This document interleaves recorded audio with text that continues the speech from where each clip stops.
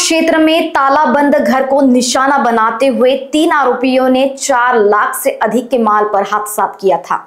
घटना का CCTV video सामने आया है। इस मामले में पुलिस ने एक आरोपी को गिरफ्तार कर उनसे कुल 4,61,000 का माल बरामद किया। शिकायत के अनुसार फिरियादी अपने घर से 4 नवंबर 2025 को घर में ताला लगाकर बाहर गए थे। 10 नवंबर को पड़ोसी शुभांगी श्रीराम के घर का ताला टूटा होने की जानकारी उन्होंने दी। 11 नवंबर को लौटने पर घर में सामान अस्त व्यस्त मिला तथा बेडरूम की अलमारी तोड़ी हुई दिखाई दी। अज्ञात चोरों ने अलमारी की कीमती सामान चुरा लिया था। इस मामले में अपराध दर्ज किया गया था। जांच के दौरान पुलिस को गुप्त सूचना के आधार पर जानकारी मिली कि आरोपी संतरा मार्केट में दिखाई दिया।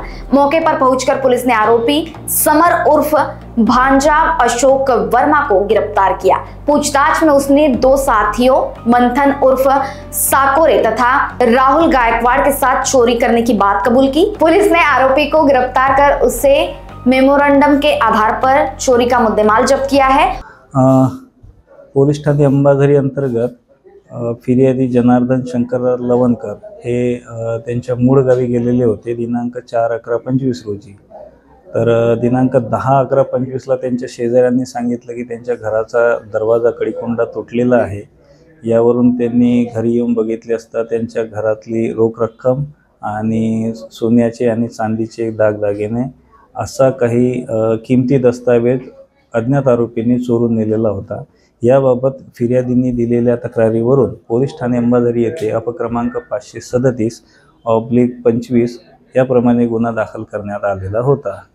सदर गुन्ह्याचा तपास डीबी पथकाचे अधिकारी PSI मेश्राम यांच्याकडे देण्यात आलेला होता।